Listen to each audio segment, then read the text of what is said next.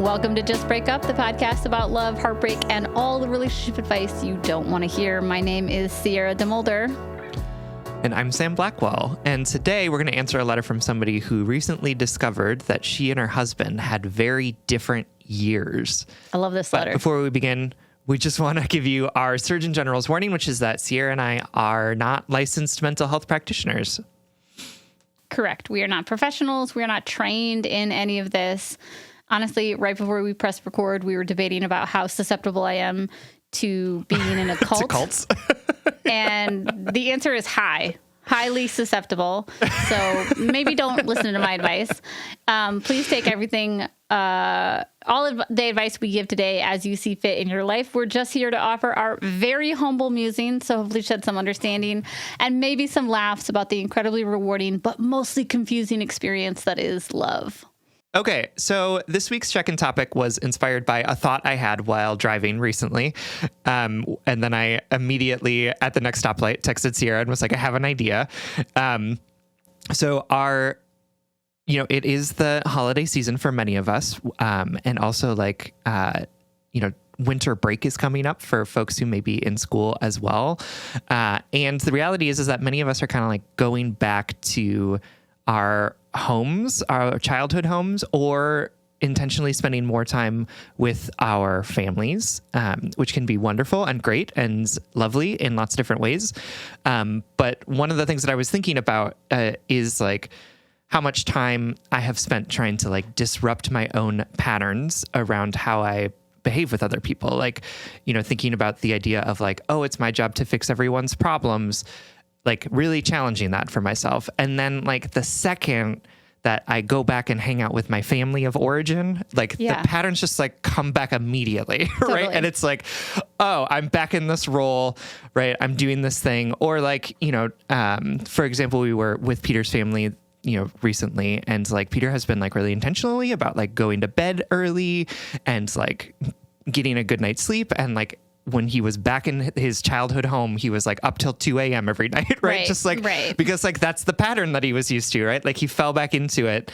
And so I was just thinking about how we should talk about like the ways in which we can like give ourselves grace and also hold ourselves accountable in places where it's really easy to fall back into like particular roles or patterns that we know aren't working for us, but that are either like really familiar or like being foisted upon us by the people in our lives. And like, how do we, as folks are like going into this like return home or return to family, and like, how do we equip ourselves to be able to manage that? And then like, how do we, recover from it after the holidays and all of this time with family is done? I think that is a phenomenal question, really well timed, obviously, and so relatable. I am the youngest out of 3 girls, and I go home and I instantly feel like I need to do a song and dance for attention. And I feel emotional, and I feel all of a sudden I'm like, nobody takes me seriously. I pay taxes. I feel like I have to prove my adulthood. That's real. That's really real.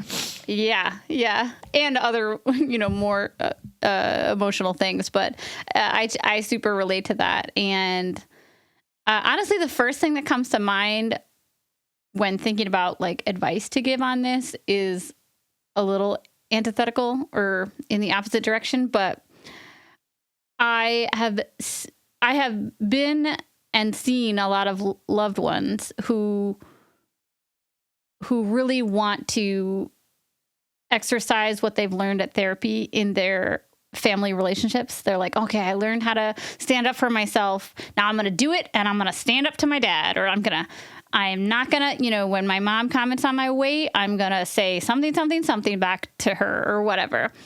And that is really noble. And obviously, like, we all get to choose how to grow and who to be, what version of ourselves we want to present to our family members, And also, maybe I'll just open or start this conversation with a reminder that, like, families and our homes of origin, people of origin, like, they are particularly triggering land fields, like Landfields, sure. Yeah. Landscapes. Landscapes, fields.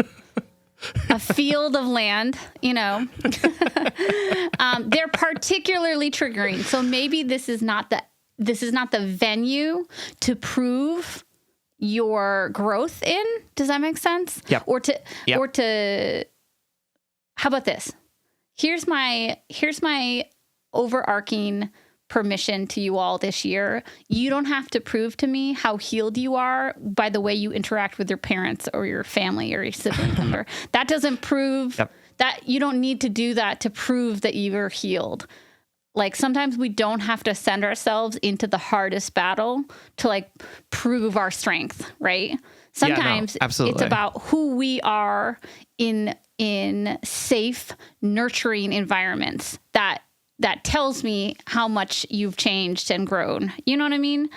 That's like a weird point to start with, but like, I think I've been thinking a lot about like the pressures we put ourselves under when we're trying to grow and break habits and breaks, you know, generational cycles and stuff like that. And maybe the cycle's not meant to be broken with the originators of the cycle. You know what I mean? Yeah, absolutely. Yeah. And I think that's important to think about, right? Like that these situations that we might be going into with families who may be challenging for us is that like, you know, this doesn't have to be a time of self-growth, right? It can be a time of self-maintenance, right? How do we support ourselves in what can be really challenging situations, rather than saying like, oh, I have to get through this really challenging situation and I have to be like growing from it or like practicing everything that I've learned. And like, absolutely practice some of the things that you've learned, right? But my hope is that like, we're not just sitting there being like, okay, I have to be better. I have to be better. I have to be better. But instead like, okay, this is really hard, this situation that I'm going into, right? Like, how do I make sure, in the same way that it would be like if you're like wandering through the desert or something, you wouldn't be like, cool, how can I make sure that I'm like beating my personal record in a run, right? It'd be like, no, do I have enough food? Am I drinking enough water, right? Do I need to find shade, right? The important thing is like tending to some of those basic needs, right? The wounds that are part of us, rather than saying like, okay, and now I have to also like be the most enlightened one of the family or like whatever it might be.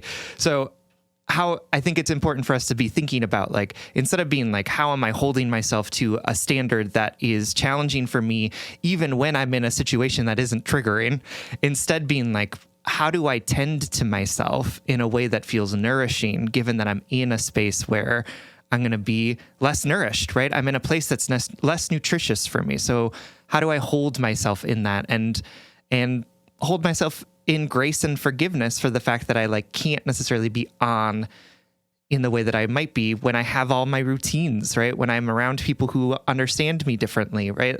It's like an entirely different situation and we expect ourselves to like behave perfectly. Yes, I totally agree. And also that it's not, I keep on trying to think of this phrase where like you lose all your points in a game. Mm-hmm. What is it called? Some nil, some zero sum. Yeah. Zero. Is that the thing? Is that a thing? Zero sum. Yeah. It means that like somebody gets everything and like you go bankrupt on Wheel of Fortune. Yeah. Okay. So you're not going to go emotionally bankrupt if you're not going to lose all of your healing journey, you know, your growth, your like, it's not it's some nil. I don't know what I'm trying to say. You know, if you go home and you snap at your mom in a way that you fucking swore you weren't going to snap at your mom, you're like, I'm an enlightened being. I'm going to go home and I'm not going to be triggered by her fucking weird comments about food. And, you know, she makes one comment about that corn pudding and you're like, listen, mom,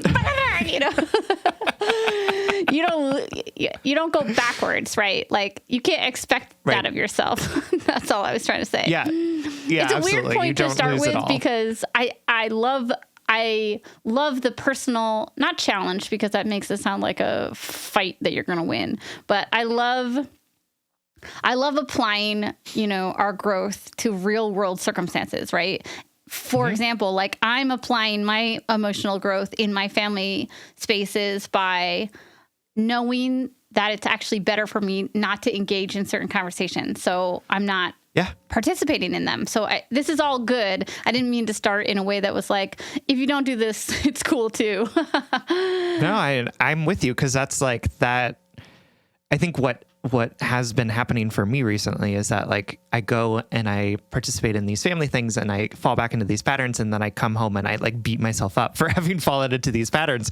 And it's like, yeah, no, this is kind of expected that you would like go back to a place and then do the thing that you're most used to, even as, you know, and I think about it too. And like, at home, I have structures to help me do the things that I'm trying to do, right? Like I have routines and I have people and like all of that. And then, you know, in places where I might be with my family or like when we go out of town, right? Like those structures disappear. And it's like, well, I can't believe that I didn't do the thing that I was supposed to be doing. And it's like, yeah, because like I didn't, all of the scaffolding, all of the tools that I put in place weren't there anymore. And so like, of course, stuff like slipped, because that makes a lot of sense. Some of those supports were gone. But some other things to think about as well as you're navigating stuff with your family is that remember that boundaries are internal choices that we make about how we want to respond when other people are doing things, as opposed to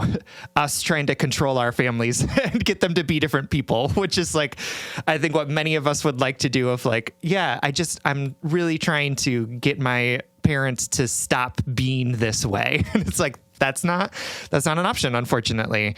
So as you're thinking about like, how are you going to navigate what's happening with your families of origin, right? Thinking about, okay, instead of how do I get my mom to stop talking about food in that way? Instead thinking, okay, what am I going to do when my mom inevitably talks about food in that way? What am I going to say? How am I going to handle it? What am I going to do to care for myself? Because I know it's going to happen, because it always happens.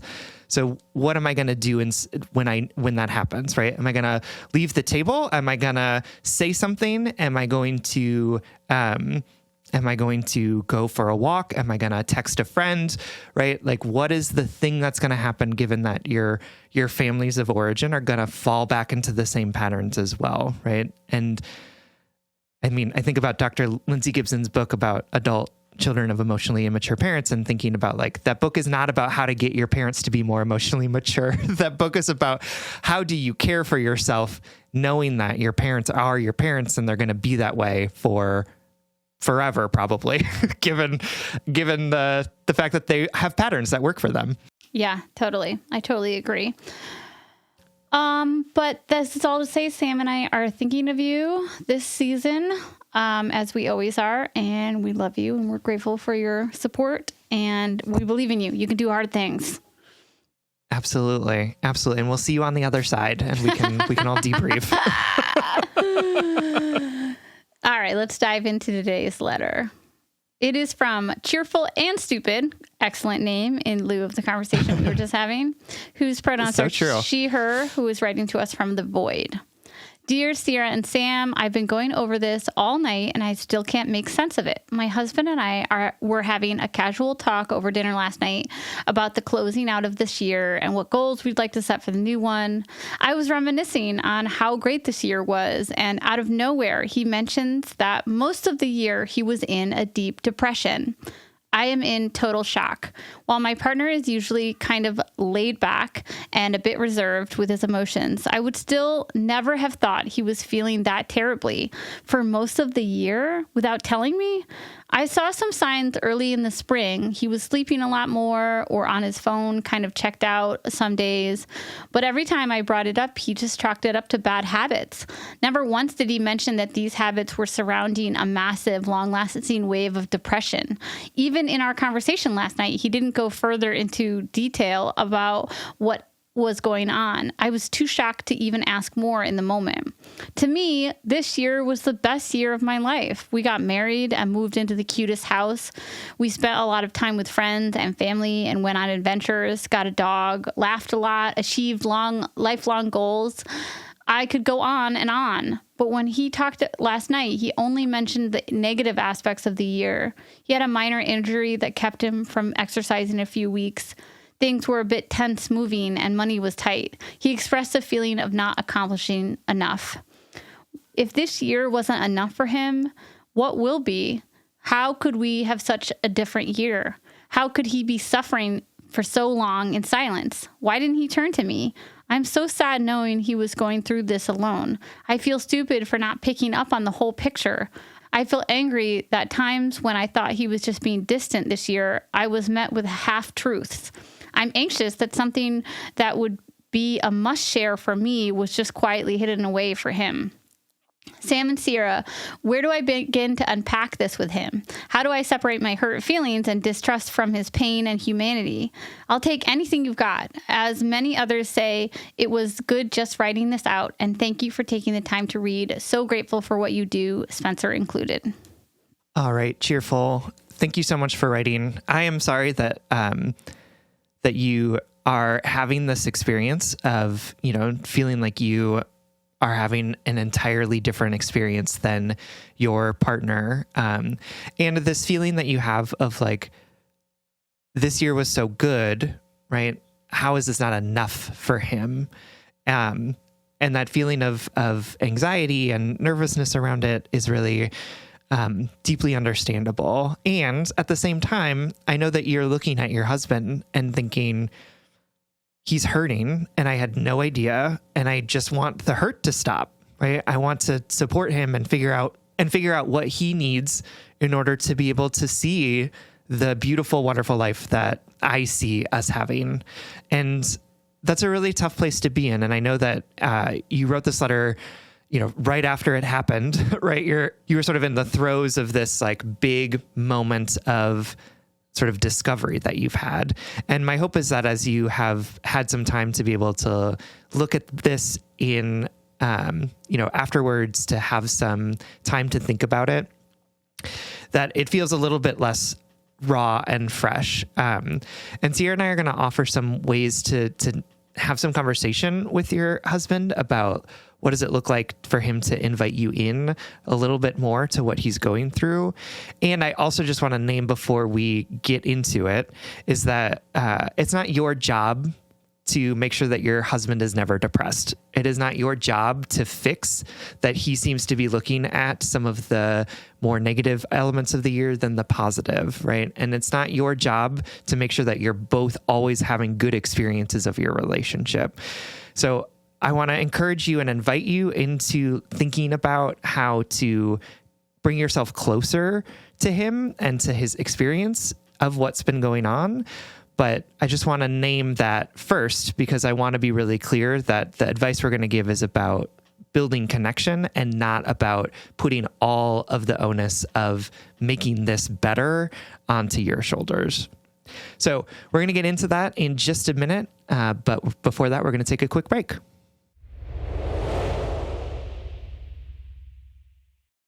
All right, y'all, welcome back to our lovely letter writer. I'm so grateful that you wrote this letter. It's incredibly relatable.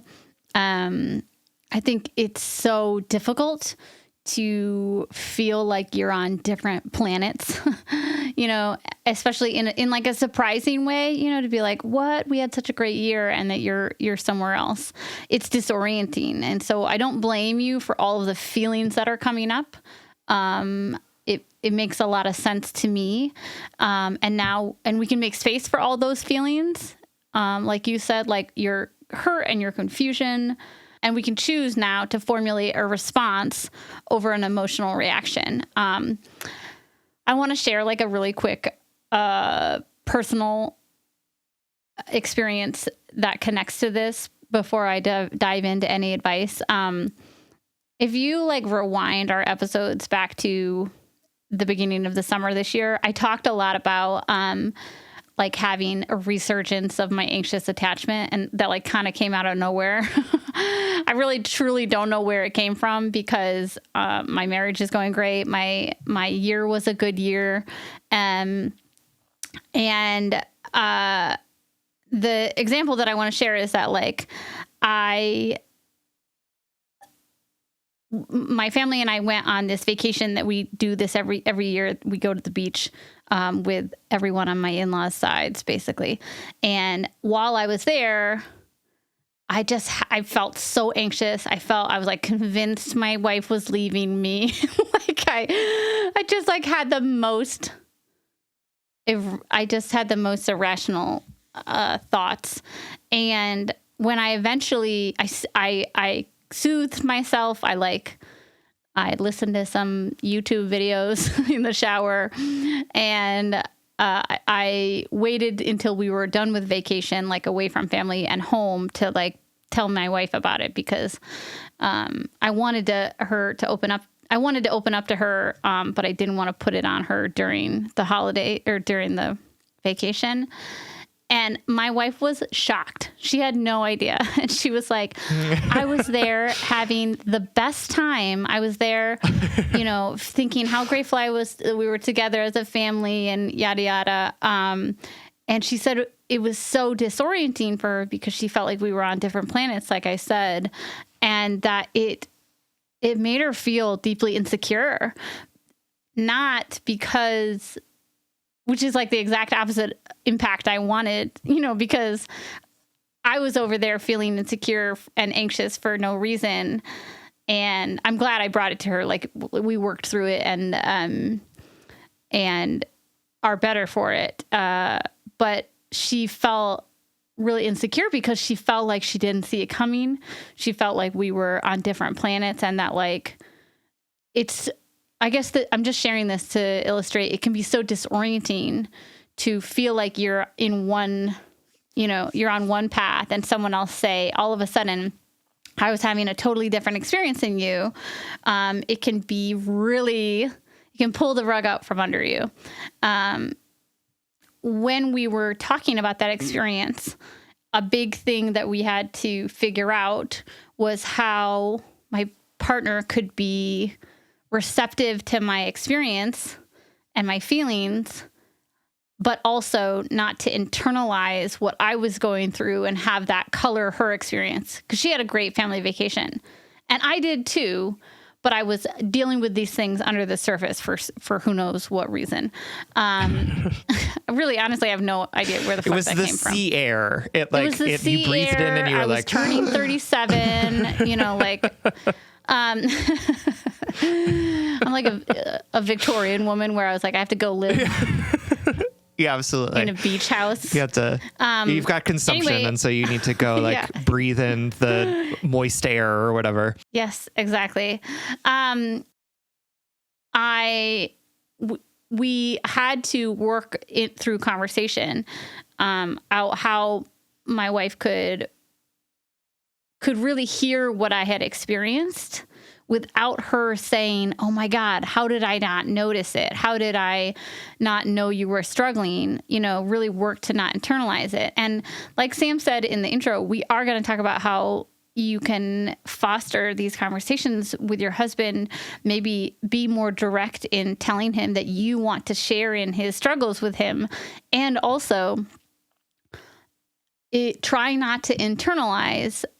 How about this? Try not to allow his struggles to color the year that you experienced, because that was real for you too. And also maybe try not to internalize it in a way that it affects the view of your marriage, because I want to say this very clearly, that people are capable of struggling in their everyday life and being happy in their partnerships and being content in their life and struggling with depression, right? I think that's what I would have to hear if I was in your shoes, that like, it is okay and normal, I would say, that someone could be happy in their partnership or like content in their partnership and struggle in their day-to-day life. Mm-hmm. Yeah, absolutely. And I think, I want to also make sure that you're not saying to yourself that your relationship is somehow like causing his depression, that like, that it's not, the things are not necessarily like causational, right? Like they're connected for sure, but they're not like, one thing isn't causing the other thing to happen. Right. And, and it's also like, maybe your husband was just in a bad mood when you talked about this, right? Like maybe he was just like struggling with the fact that like he was feeling depressed that day, but most of the time he can look at things differently, right? Like I want to make sure that we're not creating a thing where we're like outsizing a particular moment of what was happening, right? Like in Sierra's example, this vacation that she went on doesn't necessarily mean anything bigger about the relationship. It's just that Sierra was struggling on that vacation because of lots of different things that actually had very little to do with what Willow was doing or the strength of their relationship, it was and more my so gentle constitution of my womanly body. Yeah, absolutely. Absolutely. She got the Vespers or whatever. Yeah. I think it's important. But I think it's also important for you to recognize that like it's deeply understandable that you would be hurt by the fact that he's looking at something that was really special for you, a relationship that is really meaningful for you, and saying like, yeah, but also I was injured and that really sucked, right? Like, yeah. I think it's understandable that you're in this feeling of like, oh, but it feels like you're dismissing all of this good stuff that's been happening in our relationship and looking at like these things that are real and understandable, but are sort of diminishing all of the good stuff that we've been through. And I want to also just name that like all of those things can be true at the same time. He can be really happy that you moved into this house together and that it's really wonderful and beautiful and cute. And also be like, it was really stressful for that to happen. Finances were tight. The timeline was weird. I felt a lot of anxiety and depression while we were doing it, even though I knew it was a good decision, right? Because all of those things can be true at the same time. But I think you should definitely talk to your husband about kind of how this is making you feel. And I think that you can ask for a little bit more insight into what's going on with him, right? And not demanding it, saying like, please tell me everything that's happening with you at all times. But I think if you can sort of frame this in a way that says, you know, it was really disorienting for me to hear that you've been struggling so much over the course of the last year, right? I am feeling like I'm missing things. I'm feeling like I am disconnected from you because like this was such a surprise. And I also like, I want to be here to support you through all of that, right? I don't want to fix it for you, but you know, if we're having different experiences of this, I would love to know so that I can make sure that I'm paying attention to what you're going through and making sure that I'm not just like bulldozing over it with excitement. Yeah. So are there ways that you can let me know a little bit more about what's going on with you, right? So can we have check-ins once a week about like what's been going on over the course of the last week and how are you feeling? Or when I say, how are you doing? And you say, fine, can I say, how are you really doing? As an indication that I actually like want to know what's going on with you. Or can we go to therapy together to build up some muscles around sharing this kind of stuff with each other more frequently? And I think having that conversation as this idea of we're a partnership, we're a team together, trying to figure out how we can support each other and how we can understand each other a little bit more clearly, rather than saying, wow, I'm so hurt by this. You're so dismissive of all of this stuff. You need to figure out how to tell me more.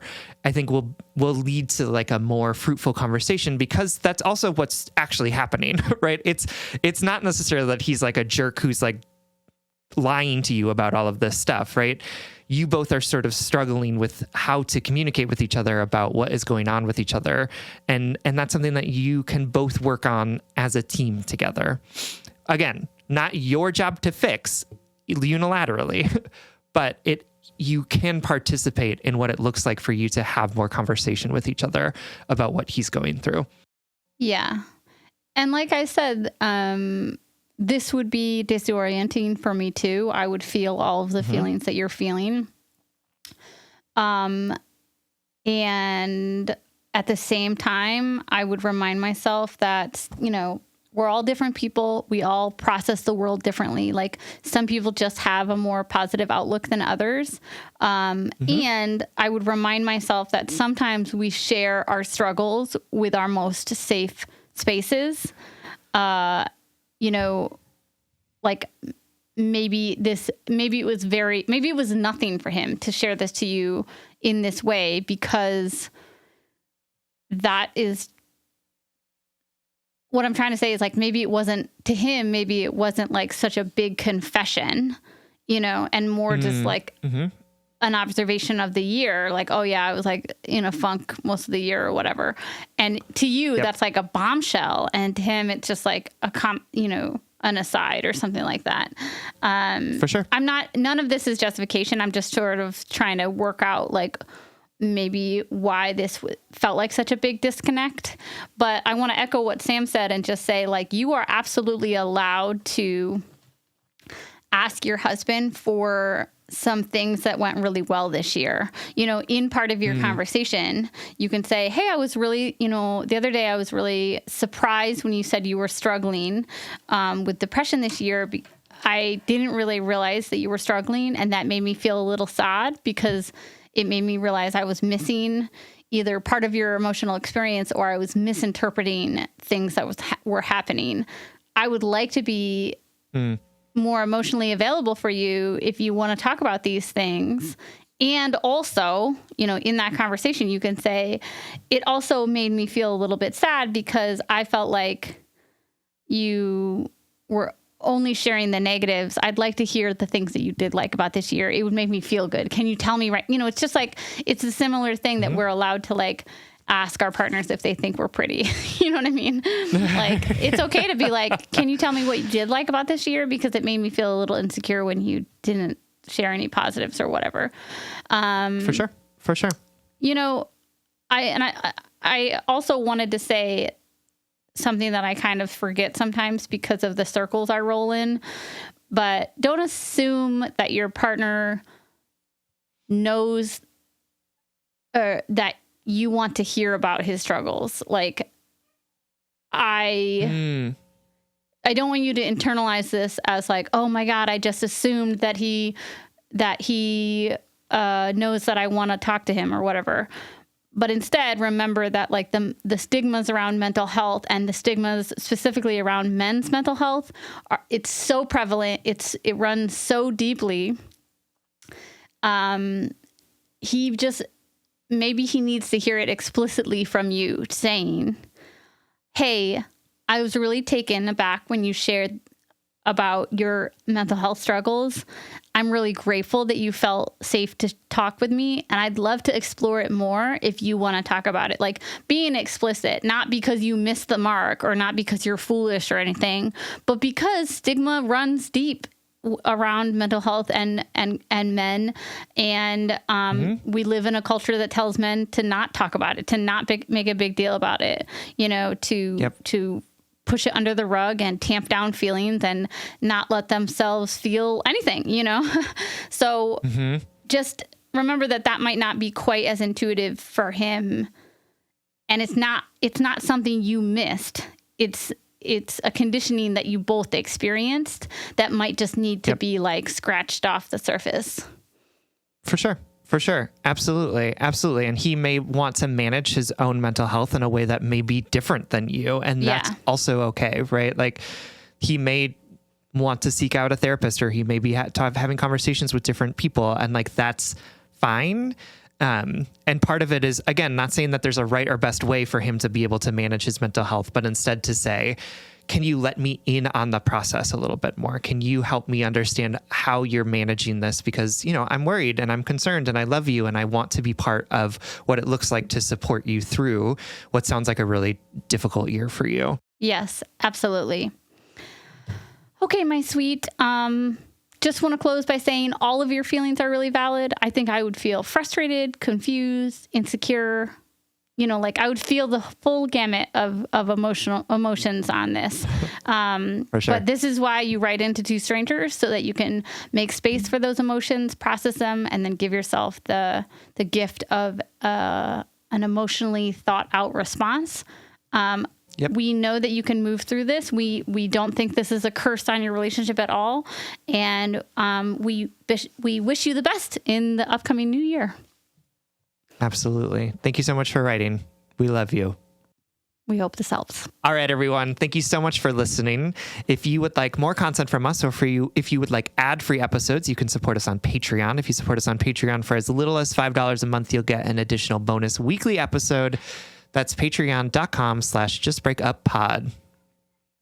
You can slide into our DMs, send us your favorite relationship memes, but most importantly, you can submit your questions about all matters of the heart at justbreakuppod.com, which is also where you can find our merchandise. Please remember to like, follow, subscribe, give us a 5-star rating and review. This literally keeps our mics on and helps us reach more brokenhearted souls who need 2 random strangers giving them relationship advice. Just Break Up is a production of Duvid Media, original music, recording, editing, producing, all magical things by our good friend Spencer Worth Davis. Make sure to check out his podcast and music. And remember, we are all different people experiencing the world in different ways. We are not responsible for knowing all of the secret intricacies of other people's emotions. That is not true caretaking because it's impossible. It's impossible to know what someone else is thinking all the time. All we can do is be a compassionate listener and be open to hearing their truth. And if all else fails, just break up.